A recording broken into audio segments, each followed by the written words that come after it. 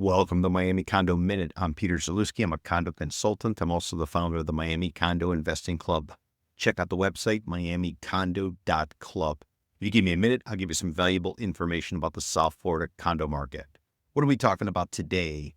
We are talking about the Florida legislative session coming to an end. 60-day session that's held every year, typically begins in the first quarter of the year. Legislators get together. They discuss a variety of different topics related to the key issues in the state of Florida.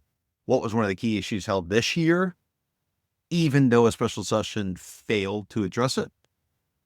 Condo legislation reform. What do I mean by that?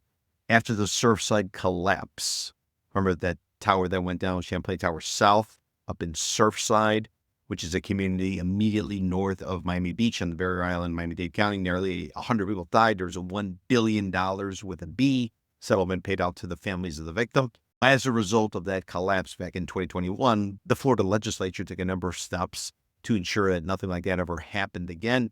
One of the primary ways to deal with it was to put in place requirements based on studying the structural integrity and the safety of some of these buildings by bringing in architects, bringing in engineers, also bringing in something called a reserve specialist. The idea was send in experts, have them evaluate what is the lifespan of a variety of different key items related to a building and come up with an estimate of what it's going to cost, and then force the condo associations to set aside money to pay for now or in the future all of the work that was identified by the experts.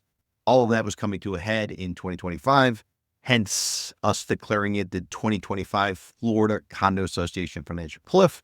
And that head was the money that was required to be earmarked, set aside to deal with all of these issues that had to start being collected. What we've seen in the last year or so is that maintenance fees have gone up significantly. We also have special assessments being put in place by condo associations against unit owners to try to collect enough money in order to adhere to the law.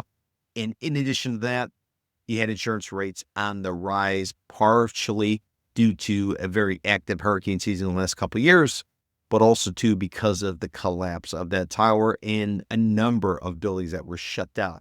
So the Florida legislature, they got together beginning